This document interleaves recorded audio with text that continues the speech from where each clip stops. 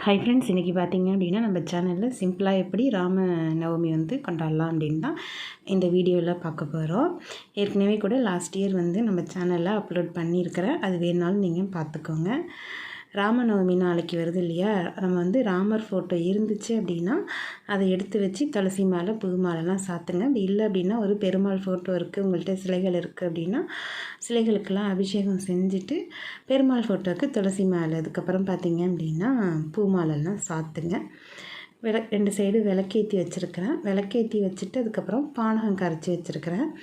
பானகம், அதுக்கப்புறம் வந்து துளசி தீர்த்தம் ரெடி பண்ணியிருக்கிறேன். சக்கரை பொங்கல் செய்யலாம், உங்களுக்கு என்ன ஸ்வீட்டு முடியுதோ அது மாதிரி செய்யலாம். இல்லைன்னா சாப்பாடு மாதிரி கூட செஞ்சு நீங்கள் வந்து ராமநவமி வந்து கொண்டாடலாம். காலையிலேயே கோயிலுக்கு போயிட்டு வந்துடுங்க.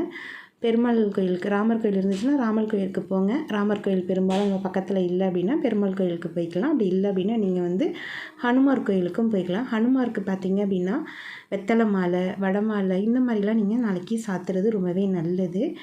ஹனுமார் கும்பிட்டிங்க அப்படின்னாலே போதும் நாளைக்கு ராமநவமிக்கு. அதே மாதிரி சுந்தரகாண்டம் படிக்கிறது ரொம்ப நல்லது. உங்களுக்கு எந்த மாதிரி வேண்டுதல் இருந்தாலும் அந்த வேண்டுதலை வச்சுட்டு நீங்கள் நெய்வேத்தியம் சமர்ப்பணம் பண்ணுறதுக்கு முன்னாடி சுந்தரகாண்டம், ராமாயணம் இதெல்லாம் படிங்க. படிக்கும் போது வெறுந்தரையில் படிக்கக்கூடாது. ஒரு விரிப்பை விரிச்சிட்டு பக்கத்துலேயே பார்த்திங்கன்னா ஹனுமாருக்கும் ஒரு விரிப்பு விரித்து, ஏன்னா நம்ம வந்து சுந்தரகாண்டம் ஒழிக்கிற இடத்துலலாம் பார்த்திங்க அப்படின்னா கண்டிப்பாக வந்து நம்ம ஹனுமார் வருவார் அப்படிங்கிறது ஒரு ஐதீகம்.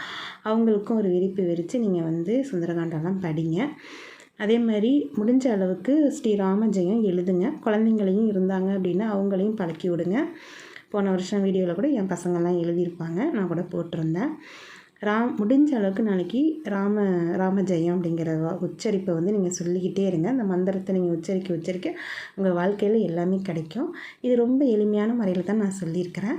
நம்ம சேனல்லையும் வீடியோஸ் இருக்குது, வேணுங்கிறவங்க செக் பண்ணி பார்த்துக்கோங்க. நம்ம சேனல் வீடியோஸ் பிடிச்சிருக்கு அப்படின்னா சப்ஸ்கிரைப் பண்ணிக்கோங்க. தேங்க்ஸ்.